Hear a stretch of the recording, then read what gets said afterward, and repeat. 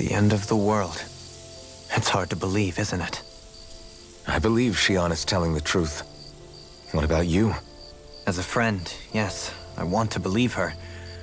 Everything that's happened seems to point towards some sort of great danger that's lurking ahead of us. Still, it's hard to fathom something that could usher outright doom to the world. That those really are the stakes we face. No, I understand. Even Xion doesn't seem to know exactly what will happen to bring it all about. We have so many pieces of the puzzle in our hands, so many clues, yet the complete picture eludes us. So where do her thorns fit in then? Well, I imagine they must sit at the very center of it all. You remember the voice we all heard while we were inside the wedge, don't you? Yeah, I remember. It was the will of Dana's astral energy come to life. Or that's what we all thought. Right. And from that, we're able to hypothesize how vast concentrations of astral energy can become sentient. Let's return to when we found Xion in Pelagian. When her thorns went wild, they contained far more astral energy than any mere Renin would normally have inside them. So you think those thorns might be alive too? That their will is what keeps her from dying? But why would they want to destroy the entire world? As for that, I really cannot say for certain. Its goals still remain a mystery. It may be a mere fluke that her maiden powers have been able to contain it thus far. You know, I've noticed since we've met that you like figuring out riddles. Can you blame me? When one realizes that the world they once thought to be true is but a mere facade, they can't help but seek the truth. Especially when that deception has led to others getting hurt. Dohalim? I imagine the remaining pieces of the puzzle that we seek rest somewhere within Lenegis. As for what the final picture will look like, who can say? I think it's best we not dwell on it too much for the time being. Right.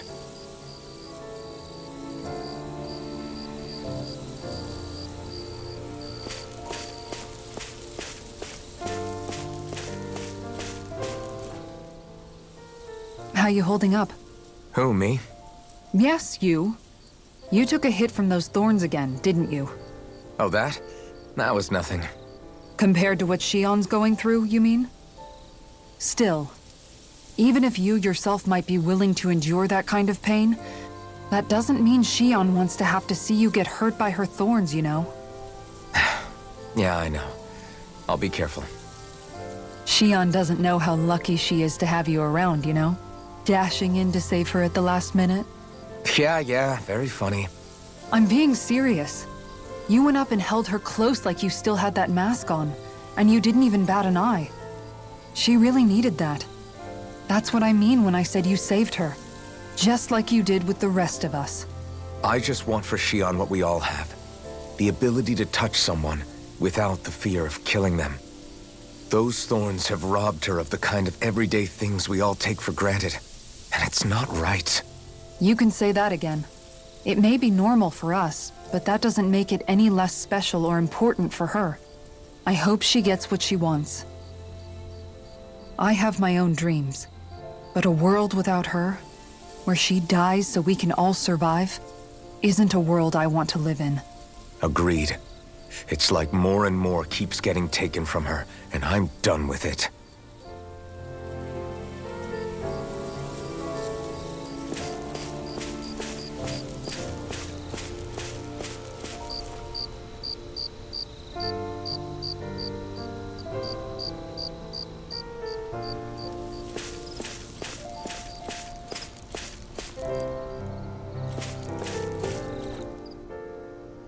Did you know? You mean about Xion? Yeah, I didn't have the slightest idea. I mean, every once in a while I thought something seemed a little off, but I never could have imagined. It's like a completely different world was spinning around me and I couldn't even see it. You and me both. I mean, I knew something was bothering her, but I could never quite figure out what it was. You? But you're the one always looking out for her, aren't you? That's what I thought. But in reality, I didn't understand it all. What I thought was helping and being there for her was actually just driving her into a corner. At least you figured it out in time though, right? I don't think we're out of the woods yet. But yeah, you're right. We brought her back from the edge, and we're going to stop those thorns from taking her. No matter what. Yeah, with all of us together, there's nothing we can't handle. Shion, the world, we can save everyone. And I mean it when I say we, Alphen. I know. No lone wolfing it. Hey, you're the expert on what my dad would say. Do you think he'd pat me on the back or tell me off? Zephyr, I don't think that he'd have that much to say, to be honest. You're your own man now, Law. And you've already made up your own mind about what you want. I guess he couldn't say anything even if he wanted to. Law. Sorry. I guess those of us amongst the living have enough problems to deal with, don't we? We'll need all our strength to save Shion. I'll probably end up worrying again at some point, but I guess I'll think it over more then. That okay? Yeah, I think it is.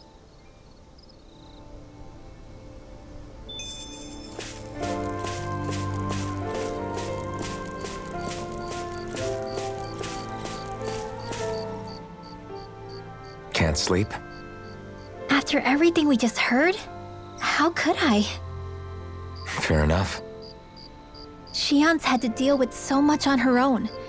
Even when we were all laughing and celebrating, she just kept quiet and didn't say anything.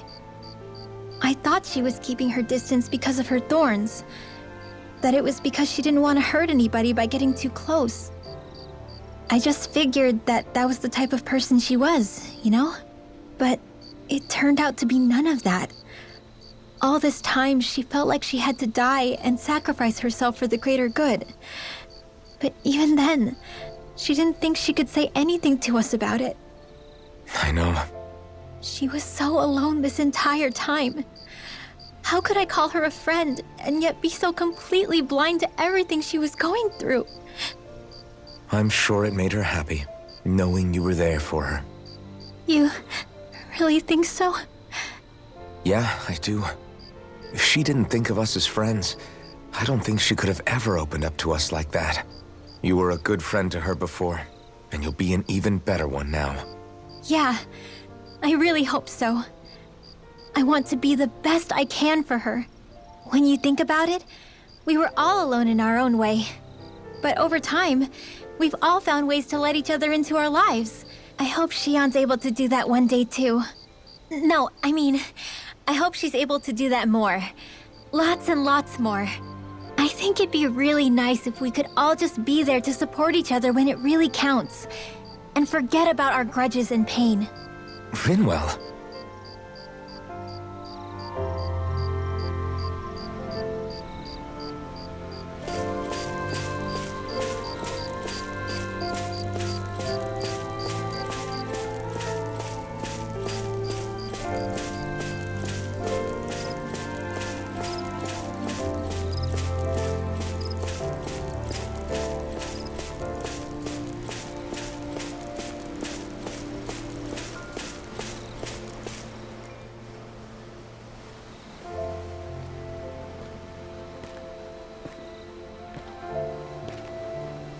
Hey, you doing all right?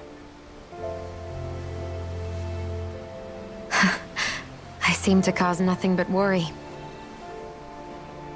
As much as I try to look like I have things under control, everyone still worries about me. You're not the only one.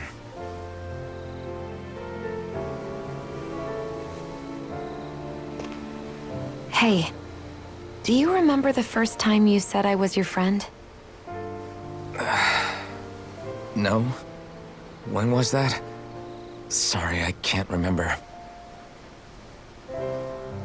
That's okay. It came so naturally to you, I'm not surprised you forgot. I was different back then. The Danans were not even people to me, and I knew I would always be alone. But in that room with Deadime, when you called me your friend, it just shattered the wall that I'd built up around me. Because until that moment, I'd only seen you as a means to an end. I thought of you as a way to use the blazing sword, and to obtain the Renis Alma. Hmm. But after that day, one time became two, And before I knew it, you'd made a habit of calling me and Dohalim your friends. It didn't matter that we were Renans. You cared about us as you would any other people. Then, everyone else started to call me their friend too. To think of me as their friend. Before then, I never even dreamed I could have that.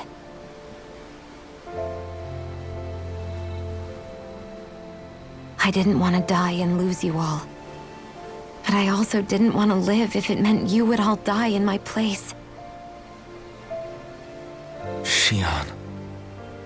But then I realized I'd only really been thinking of myself that entire time. After saying how I felt, and hearing what you all had to say, I finally understood that.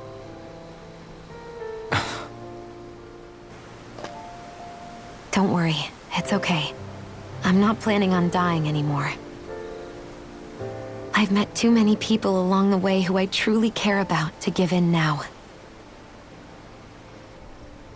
So I'll fight. For Dana and for myself. I'll fight against my fate to preserve our future. And I'll win, come hell or high water. I don't know how we're going to do it, but I won't let the world end because of me. It's going to be a long, hard road ahead, Shion. Our fight won't be over until everyone, both Danans and Renans, can finally live in peace.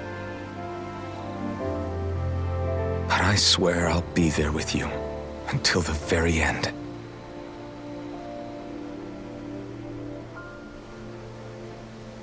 Thank you. Remember what we learned back in Calaglia? There's no wall so high that we can't break it down. Yeah, I think you may be right about that.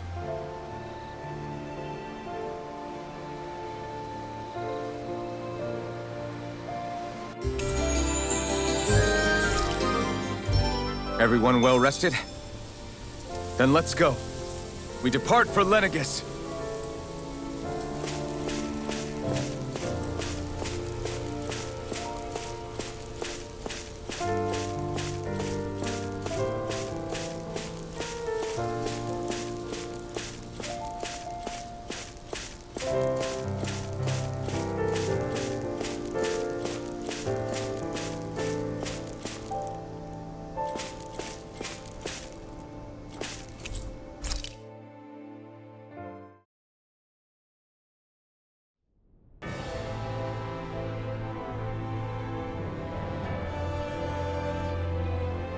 Well, it's the moment of truth.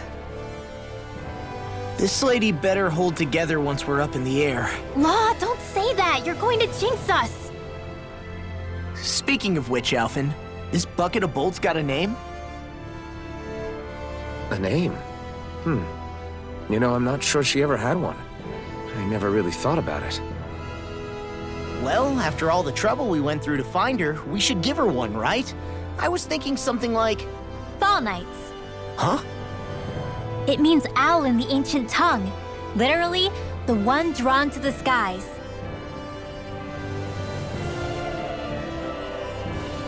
I like it. Sounds perfect for our little escapade.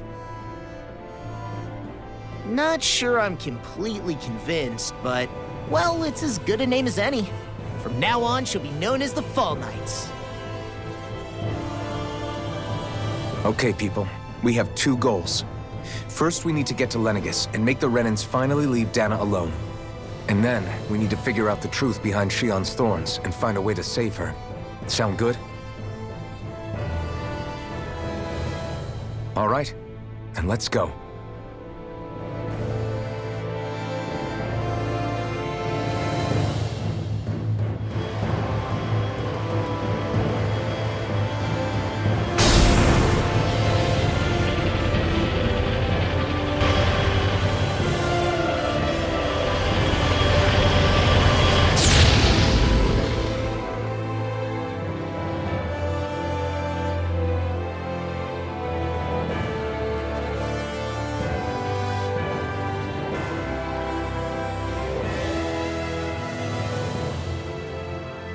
You know, I can still hardly believe it. Believe what? I mean, just look at it. The whole of existence, crammed inside a tiny frame. Now that you mention it, I guess you're right. It does look more like a painting than a living, breathing world. From up here, all the struggles we've been through feel so insignificant. Nothing like realizing how small you are to put everything into perspective. Kinda makes the differences between the Renans and the Danans feel pretty small too, huh? How much longer until we reach Lenegis? There are better ways to use your time than napping. We should take a moment to familiarize ourselves with the facilities on board before arrival. Good idea. The starship may end up serving as our base of operations once we're down there. Think you'll be all right with the controls? You mean the one set to automatic pilot? I dare say I'll manage. I'm basically just here to supervise. In that case, she's all yours. Everything okay, Shion? You seem a little different. Different? Like in a bad way different? No, not at all. You seem more driven lately, like you found a zest for life. It suits you.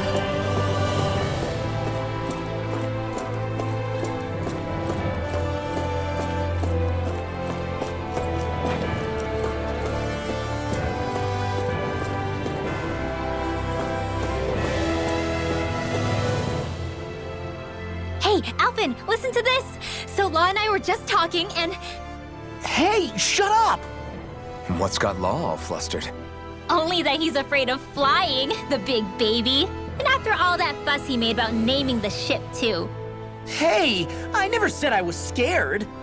I just think it's, you know, a little unsettling how we're going to be cruising through space in a glorified tin can. That's all. It's a starship, dummy. That's what it's supposed to do. I don't think there's anything strange about it. Well, maybe you're the one with the problem then. Guys. I'm no expert, but I think we can trust Renan technology. It got me to Dana in one piece, remember? Oh, that's a good point. If you think so, Alphen, it must be okay. Don't you agree, Law? Hard to argue with that, seeing how you hitched a ride in one of these things before, Alphen. It's just wrong, okay?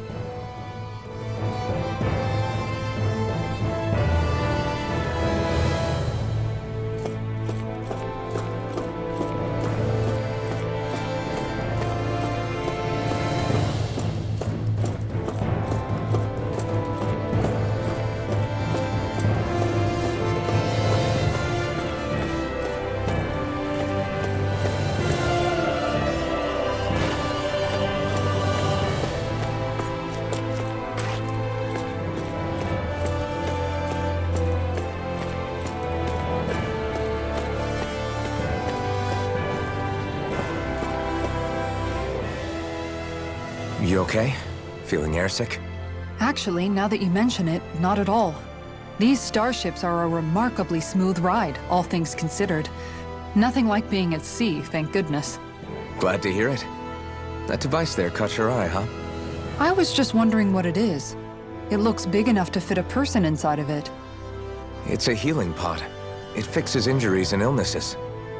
Oh, you don't say. Well, that should definitely come in handy if any of us get injured while we're down there. Alphen? Was it something I said? No, I was just thinking back to when I escaped Lenegis, that's all. What with the ceremony and losing control, I was a total mess. Naori laid me inside here.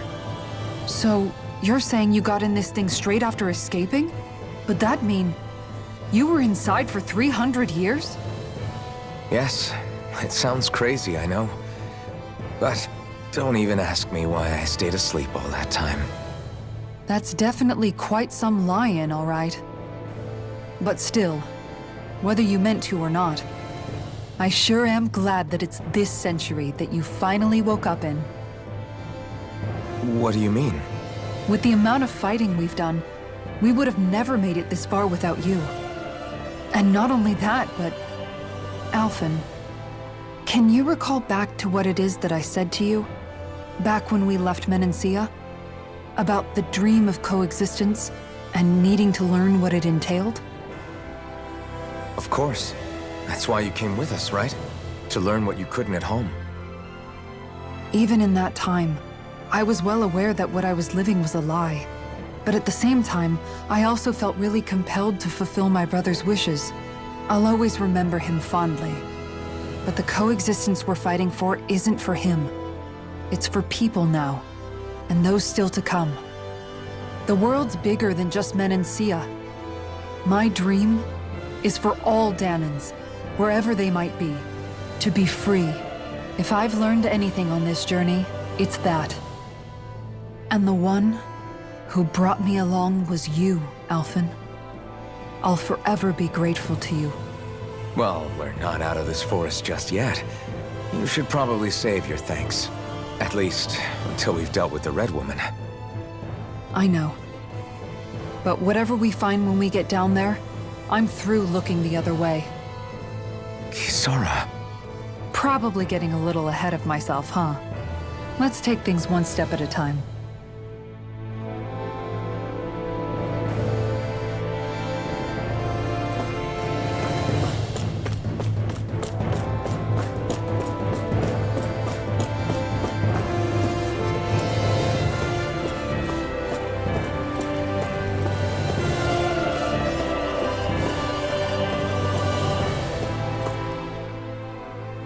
We'll be going to Lenegis soon. This must feel like a homecoming of sorts to you, huh? What was life on Lenegis like back then? You know, before you came to Dana. Let's just say, I don't have many happy memories. I've had thorns my whole life, for as long as I can remember. They called it treatment, but in truth, they were just using me as a guinea pig for their research. You mean, they experimented on you? That's right. All I was to them was a riddle to solve. They poked and prodded me, trying to figure out what triggered my thorns or changed the form they took. Day in and day out, every single day, one test after another. I'm still surprised they didn't try to dissect me. The look they gave me whenever one of them touched my skin. How could I forget it? Reeling from the pain, like I was a monster or something. Some existence, huh? A blight on any I touched. Helplessly complicit in their pain. I thought things couldn't get any worse, but then they did. I started to have nightmares, visions of the coming apocalypse. Is it any wonder I lacked a cheery disposition? Unable to so much as touch another soul. Loneliness was my best friend. Sure, I survived, but with the knowledge that one day I'd be swallowed up by oblivion. And that's when it hit me. If I was going to die, then it should mean something. If I have to sacrifice myself to save the world, so be it. I'm sorry. I didn't mean to make you relive that. No, it's fine. I'm in a much better place now. You say it's your destiny to die so that others can live, but why not the other way around? Why shouldn't we be the ones dying to save you? Are you crazy? Why would you sacrifice your life for... That's exactly my point. Why should you have to give up your life just because you drew the short straw in the destiny stakes? How is that even right? It's that logic that's used to justify slavery, as if some of us were just meant to be sacrificed. This struggle was never about saving only ourselves. But that doesn't mean we have to give up our own lives to save everyone else's either. If we're doing this to protect people, if we're doing this to save the world from destruction, then that has to include saving each other as well. A world free of sacrifice. That's what you've been fighting for all along, isn't it? Not just me. We're in this together, remember? This fight is yours too, Xion. If we're going to win, everyone has to win. There can be no room for losers in this fight. Now I see it, the true nature of our struggle.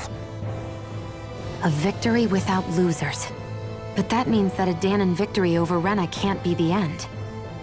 Do you think we can pull it off? You bet we can pull it off. We have to. It's the only hope we have of things ever changing. Yeah, you're right. No one's ever changed the future without aiming for the stars. We can do this together.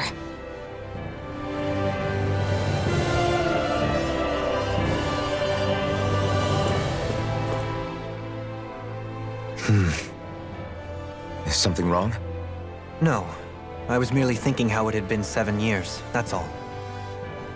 You mean since you became a lord and left Lenegis? I guess even someone like you can get homesick, huh? I am as prone to sentimentality as any other. Tell me, though, you too have a history with Lenegis. A traumatic one, no less. This trip will probably mean facing up to some difficult emotions. Doesn't that frighten you? Well, it is a place where I took the lives of countless people. I'd be lying if I said I hadn't thought about it. But I can't keep running forever. The past is what it is. There's no changing that. But the future's what we make it. I see. Dohalim? Forgive me. I was wrong to pry. We have more pressing matters to address. Come back and speak to me when you finish looking around the ship.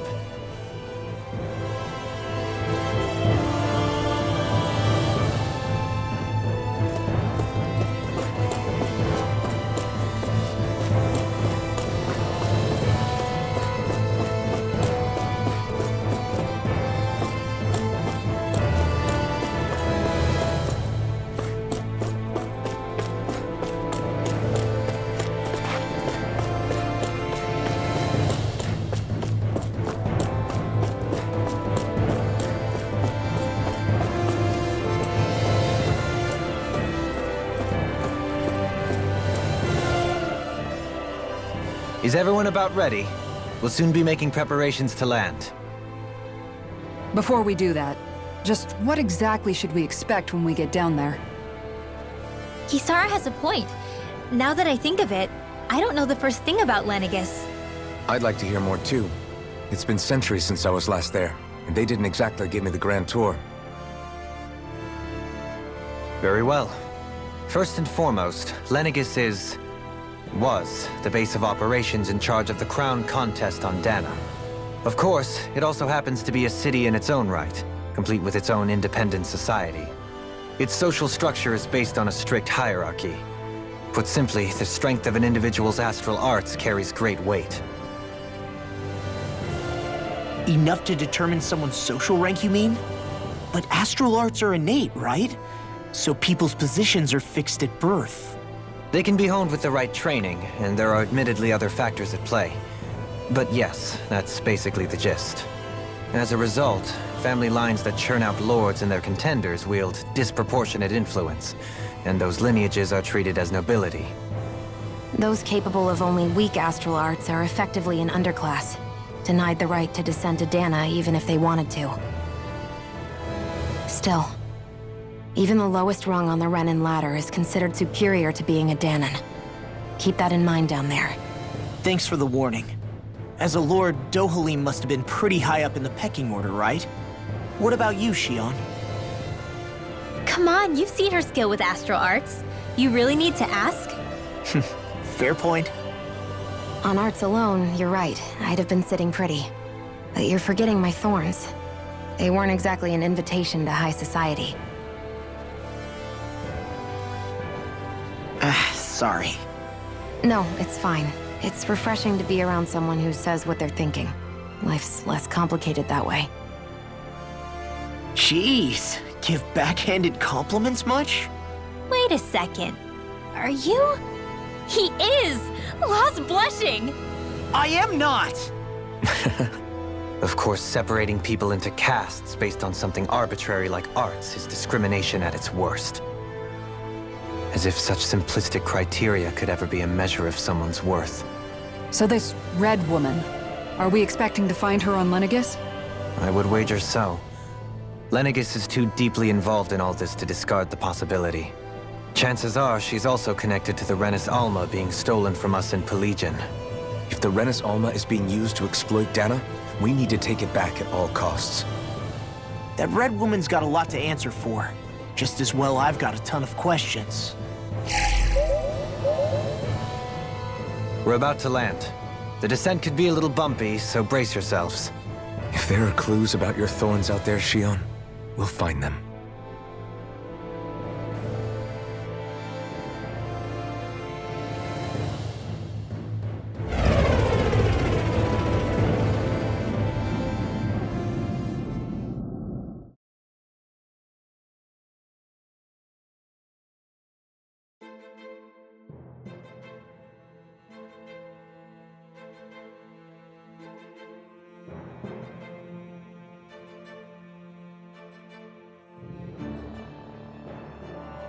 There's no one here. I wasn't expecting a welcome mat, but still. Lenegis's infrastructure is largely automated. Besides, people won't be expecting incoming traffic while the crown contest is still underway. Do you think anyone realizes that we're here? We may not have received a royal welcome, but I doubt our entrance went unnoticed. Don't let your guard down. I really hope we don't have to fight anybody while we're here. So now what? We've come all this way on a hunch that this red woman is here, right? And if we're lucky, the Renis Alma too. Any idea where we should start looking? There is an area of the city that is accessible only to the Sovereigns, known as the Forbidden Zone. That seems as good a place as any for us to start. Forbidden? What are they hiding? I don't know, hence my desire to find out. Fortunately, we just so happen to have a Sovereign in our midst.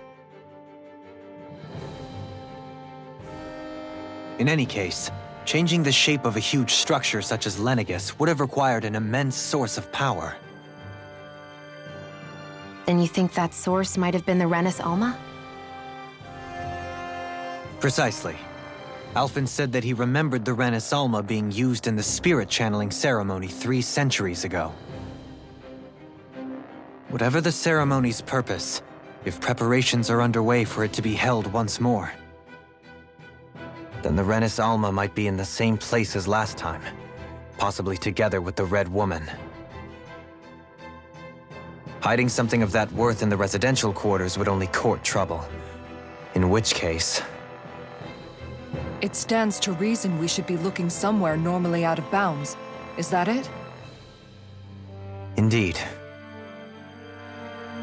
But it's been over 300 years since I was made a Sovereign. You can't seriously think I'll be able to waltz right into the place after all this time. There's only one way to find out. If there's even a chance you can get us in, I say we give it a shot. Shion's right. Who knows? We might even find a clue to her thorns while we're at it. All right. It's not like we're swimming in leads, so let's try to track down the Forbidden Zone.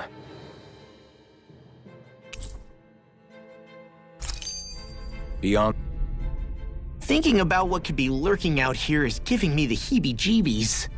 For such a loudmouth, you sure can be a worrywart at times. Oh, I'm sorry. How stupid of me for wanting us to stay safe. Would you two children stop squabbling? Or do you want everyone to know we're here? So how many Renins actually live in this place?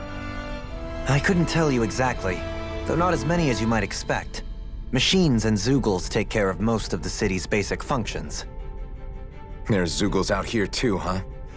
Sounds like we can't afford to let our guard down after all.